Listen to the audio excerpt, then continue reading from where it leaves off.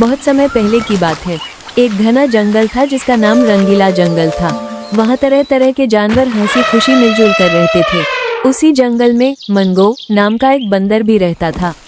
मनगो बहुत चालाक, शरारती और खुद को सबसे ज्यादा अक्लमंद समझने वाला बंदर था। वह अक्सर दूसरों की चीजें चुराकर भाग जाता, जानवरों की नकल करता और उनका मजाक उड़ाया करता।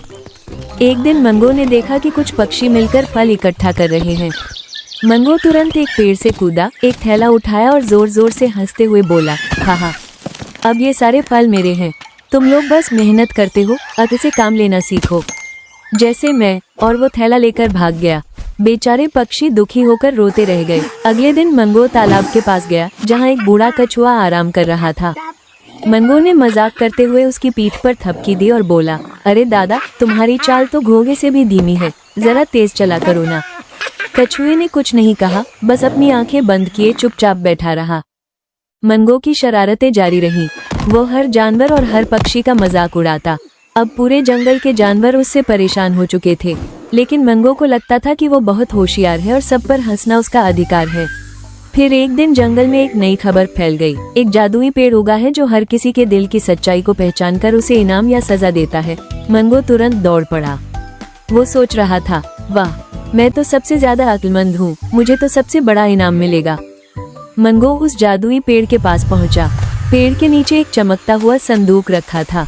लकड़ी पर लिखा था, सिर्फ वही इस संदूक को खोल सकता है जिसके पास सच्चा और दूसरों का भला चाहने वाला दिल हो।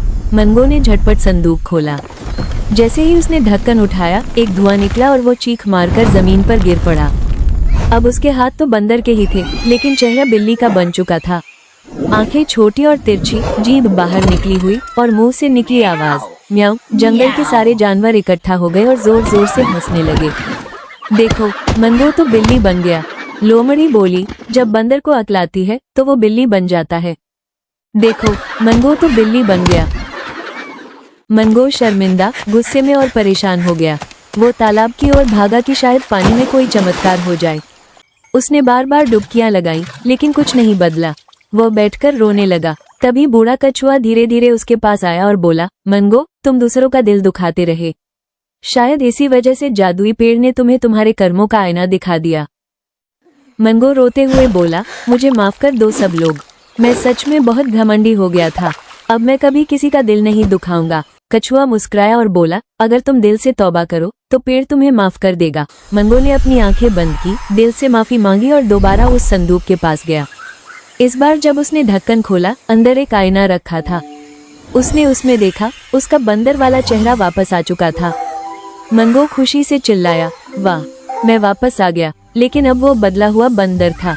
उसने सभी पक्षियों से माफी मांगी, फल लौटाए, कछुए को अपने हाथों से पानी पिलाया और सबके साथ हंसते हुए कहा, अब मनगो बंदर सिर्फ हंसाने के लिए मजाक नहीं करेगा, बल्कि सबकी मदद करेगा।